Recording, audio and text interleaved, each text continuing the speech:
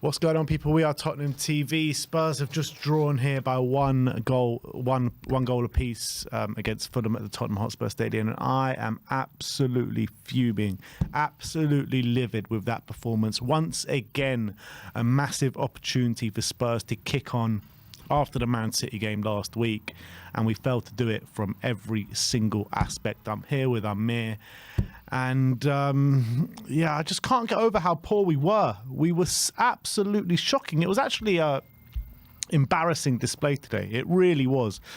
Fulham, we got away with it. Just at 1-1, we got away with it. Fulham were destroying us time and time again.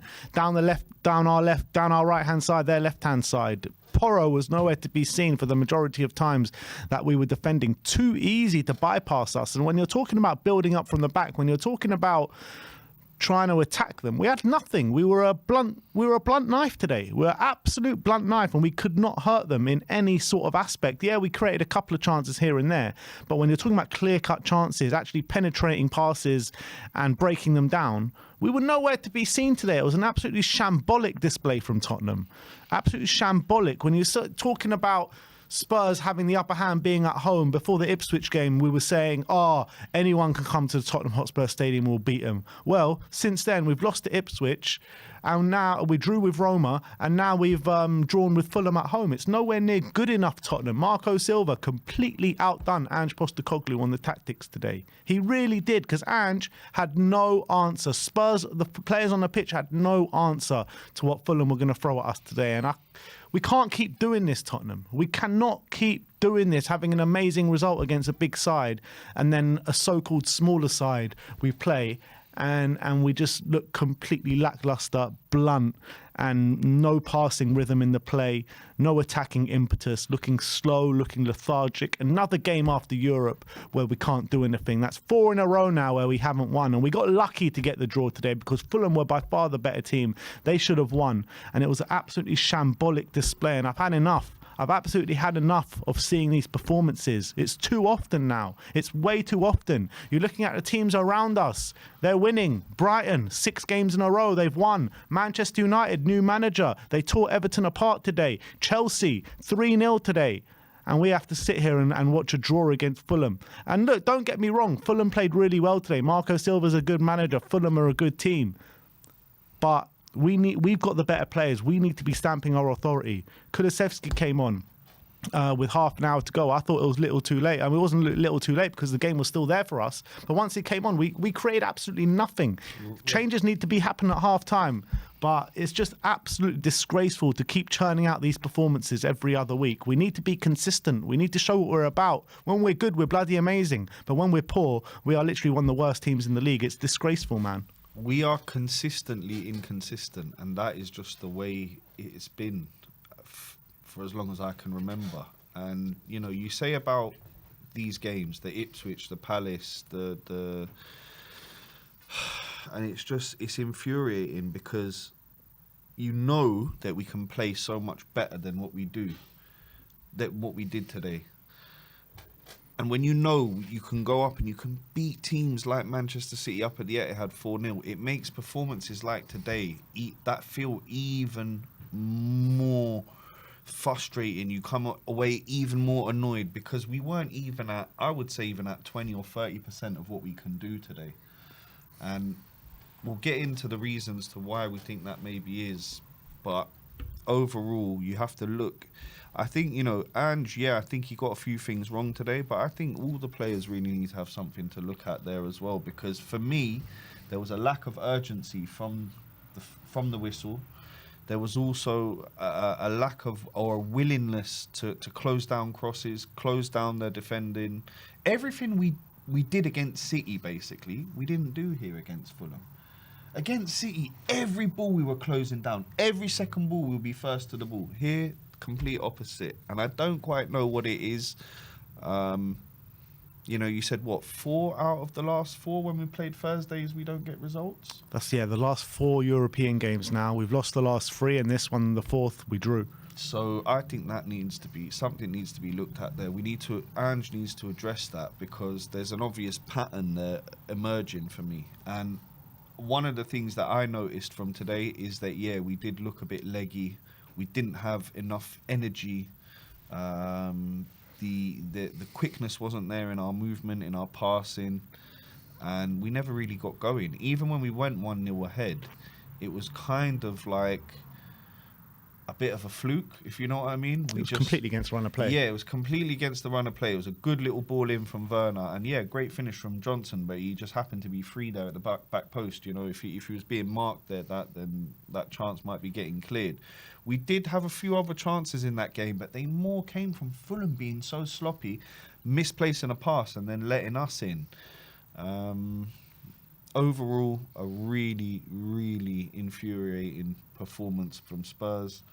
And I don't really know where we go from here, because if you can't get points in games like these, in games like Ipswich, in games like Palace, in games like Brighton, where you're already ahead, then it really doesn't help. Even if you are beating a City, or you're going to go out and beat a Man United and a Villa, it doesn't help in the long run. You're still not going to get anywhere up that league without picking up points against the smaller clubs, or so-called smaller clubs. Yeah.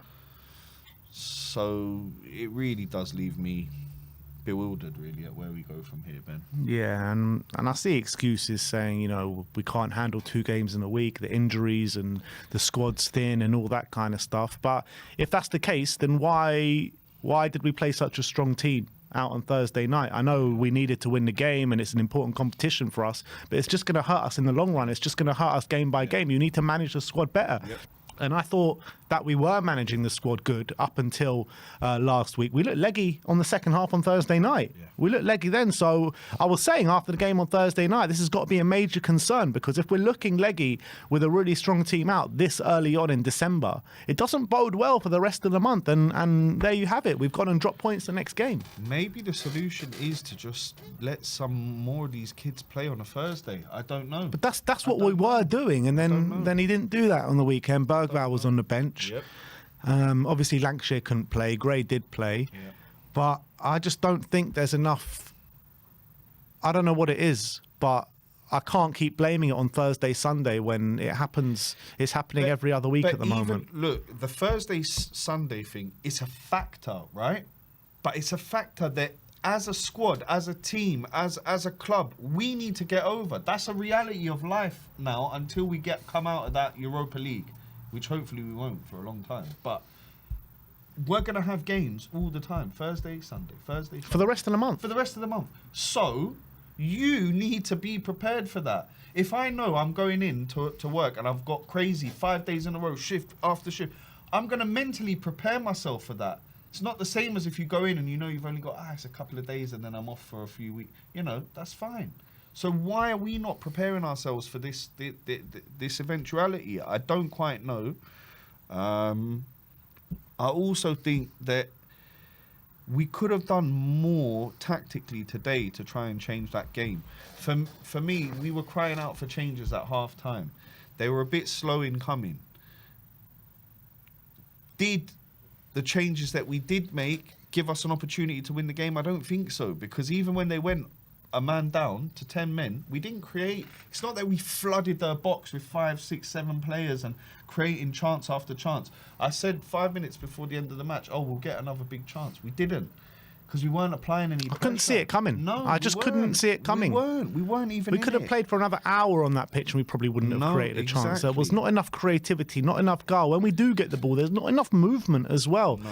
I feel like Marco Silva just did a number on Ange Postecoglou and he couldn't figure a way around it. You know, they sat in so compact and they were tearing us apart down that right-hand side. What does it take? Pedro Porro, right?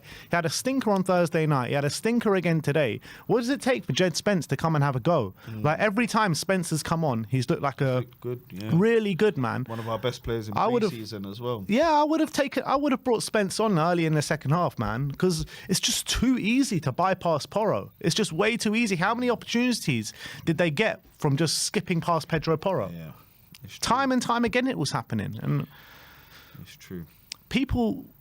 Ange has got to realise, like, you can't play the same players every single game. Well, he realised it because he put Kulu on the bench, but he didn't put enough of them. We didn't have enough legs in that Ben Davies stood up to the challenge today. I thought Ben Davies probably our best player again today. How many times are we going to talk about Ben Davies being our best player? And where is everyone else? Yeah. I thought everyone was poor. Timo was probably our most creative outlet, and he went off. Maddison was pretty much nowhere to be seen today. Pape Sarr, I thought, put in a shift. Udogie was okay in spits and spurts, but Porro down that right-hand side, I thought, was tragic today. Brennan Johnson, apart from him being found at the back post, I thought he was pretty anonymous. Quiet, yeah. Sonny, unfortunately, didn't have his best game. I don't think it was the right game for him to be as a striker. I thought maybe Kulu probably should have started in the 9 slot with Sonny starting out on the left-hand side, but... So in that case, do you think Ange got this one wrong then? Do you think this one's on him more than the players? I think it's a whole heap of problems. I think the players have got to be standing up to the challenge better, because when you're getting the ball, you've got to see some movement. You've got to see some ingenuity. You've got to see something. I saw nothing out there today. Yeah. And the manager has also got to take the flak because he got completely out-tacticked by the opposite bench. Yeah. And this thing keeps happening every other week. I will say, I feel like this one is more on Ange than the players, because I think Ange had this Thursday-Sunday thing to deal with, and I think he's gotten it slightly wrong, because we've come out with a draw and a draw, which doesn't really help us in either competition. So can he learn from it? Can he learn for the next time? Will we see maybe a more changed squad in Thursday before a big game on Sunday? I don't quite know. But overall, very, very frustrating early afternoon here in North London. The reality is, before the game, Dom Solanke pulls out, and he was a massive miss for us today. Huge miss. Massive. That focal point, that guy that can hold up the ball, the aggressive, the leader of the press. I mean, we missed him massively today, didn't we? We did. We missed him immensely. What he brings to that team in terms of work rate, in terms of holding the ball up, it's phenomenal. And a lot of it goes so unacknowledged, really, half the things he does for the team. So I'm hoping this is just one of those kind of quick viruses, and he's back for Thursday, because we need him against Bournemouth. We really do. And, with all his experience down there, we really need him down there, big time, because we need a result. And we talk about like the injuries Spurs have at the moment, and we do have a lot of them, right? We've got Mickey van der Ven, Cuti Romero, Vicario, Solanke. Gray went off injured today. There's a lot of players out injured. But I'm sorry, with the players that we had on the pitch today, it was more than good enough to win. More than good enough to show a lot better performance level than we showed today. You're talking about Porro, Udogie, Spain and Italy internationals, Ben Davies is Welsh's captain, Radu Dragusin at the heart of Romania's defence, who played an unbelievable game at the Etihad, Bissouma, Mali's captain, Pape Sarr, unbelievable player, James Maddison, we all know about him, Brennan Johnson, Son Heung-min, Timo Werner. That 11 is more than good enough to beat Fulham at home. I'm sorry. As much as Fulham are a tough outfit, I'm not discrediting Fulham for the job that they do and the team and the way that they played today. Well, if anything, they should have won. They should have won. And they should be coming away from this game disappointed that they didn't win, because they were the better team. I think they will be. We should be counting our lucky stars, actually. We got a point out of this game, because we were nowhere near good enough. We were not at the races today. But, yeah. And you look at it now. Look at the games that we've got coming up. We've got Bournemouth away Thursday night. And if we look leggy tonight, we're going to look leggy again on Thursday. What changes does he make there? After Thursday night, we've got Chelsea at home. What do you do then? What does Ange do for Bournemouth? What do you do? I don't know. I play Spence. Spence has got to play first and foremost, in my opinion. Decky will start. Some fresh legs. Hopefully Dom will be back. Dom will be rested. Just freshen it up a little bit. Give some players a rest that have been tiring themselves out. I can see that. I would even, this might sound left field, I might sound like a madman, but honestly, we got some of these young players there. We had Lancashire on there. Why not just stick him in there at half time where it's 0-0, we're not looking like scoring. Put on a goal threat. Put someone on that is gonna have an impact, who will run around, who will, chase everything down. We saw against Galatasaray what he's capable of. He knows where the goal is. So why not stick him in there? I don't understand. I don't really understand it, but we'll see. We'll see how we get on South Coast on Thursday. We need 3 points down there. And again, a point is not going to help us. Bournemouth are a great side. And it's going to be a very, very tough night. It's just really frustrating, isn't it? Because you're looking at a team that's supposed to be kicking on from last season. And I think for the most part, the performances have probably been better than last season. But with these performances creeping in, and it's not the first time we've seen this kind of performance from Spurs this season. We saw it against Ipswich. We saw it against Crystal Palace. We saw it in the first half against Galatasaray. You know, we're seeing it creep in a bit too often now. And look, we got to pick it up very soon because we got games coming thick and fast. And if we go on a big losing run now, I dread to think what's going to happen. Yeah. You know? Yep. No, I fully agree. But there you have it, guys. Spurs have drawn by 1 goal apiece to Fulham at the Tottenham Hotspur Stadium today in a shambolic display, shambolic performance, in my opinion. We deserved to lose the game. And we got a goal from the run of play. And we didn't even mention, you know, they go down to 10 men, right? They go down to 10 men with what we had 10 minutes left to play, 10. Just a bit over 10 minutes maybe. Yeah, a bit more. And we did nothing. We did nothing after they go. We had a man advantage and we didn't even create a chance. Couldn't even take a shot. And this is where something needs to be tweaked, right? There's something not right in the system. If you can't create chances against 10 men with all your best players on the pitch with 10 minutes to go, then something's not working. That's all I got to say. Match stats: 51% possession to Spurs, 49 to Fulham. XG: Fulham got a 1.38 XG and we got a 0.65. It doesn't surprise me, Ben. You cast yourselves back to all the chances they had. Iwobi hitting the bar. They should have been clear. They could have scored on another day. You know what? They could have beaten us 4-4. And you know what you say about, you know, Ange and all this, you know, you blame it more on him, but Ange ain't telling them to keep passing it back and safe and not make any runs. I tell you that. No, he's not. But these players look gassed to me. They look like they don't have anything left in that tank, Ben. So for me, the tiredness of the players is how Ange is managing them. But why? Why don't these players have energy in the tank? Why? It's a good question. Like, we've just had an international break. Pedro Porro played 1 game in that international break. Destiny Udogie came on as a sub twice. You know, Maddison didn't even go on international break. Look, this is a thing for a whole other stream and topic. But I personally, I do think, even though you're saying, you know, a player Porro only played 1 game for Spain, but he flew out there. He had to fly back. He had to go here. He had to go there. I think that these players are knackered. It's not even halfway through the season. You're seeing it, injury after injury after injury. Players are dropping like flies, Ben. I think there's too much football. But that's for another stream. They had 3 big chances to our 2 big chances. They had 14 shots to our 8. Fraser Forster, by the way, he played a really good game today. He saved us. He saved us a number of times today. He made 5 saves today, by the way. And Leno was forced into 2 saves. 11 corners to Fulham, 7 corners to Spurs. And yeah, just 3 shots on target for Spurs, 6 shots on target for Fulham. So, I mean, those stats back up the eye test because they deserve the win today, Fulham. Spurs were not good enough. And it's hard not to be overly negative after... It's not even just this performance in isolation. It's just the current theme of what we're having to watch at the moment as Tottenham Hotspur fans. Like, it's just madness how you can go up to the Etihad and win 4-0 and then churn out something like that. It doesn't quite equate. But it didn't quite equate when we were at the Etihad and you could see us winning. It didn't make sense with what we saw against Ipswich the week before. Like, something just doesn't quite add up with this club.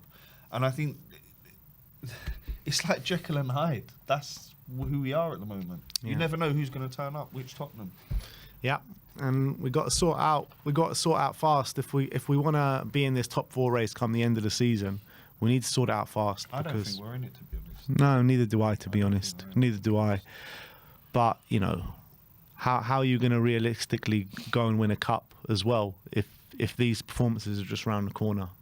Like on our day, we can beat anyone. Well, this is why I think we've actually got a chance in the cup. But our day has to come. We got to get lucky for our day to come in each and every 100%. cup tie. But if you look at that League Cup, we've got what, quarterfinals? Yeah, Man U in the quarterfinals. So you just need to turn up the way we did against City in 2 games, and you're in a final, and then you just need to turn up for that 1 game. Easier said than done, my friend. Oh, don't I know it. But anyway, we're going to move on to the post-match fan show, where it is your chance to have your say. Big up to Amir for having to endure that and sit through that with me today. But hopefully it'll be better next time I'm in here. yeah, let's hope so. And I think next time is Chelsea. Uh-oh.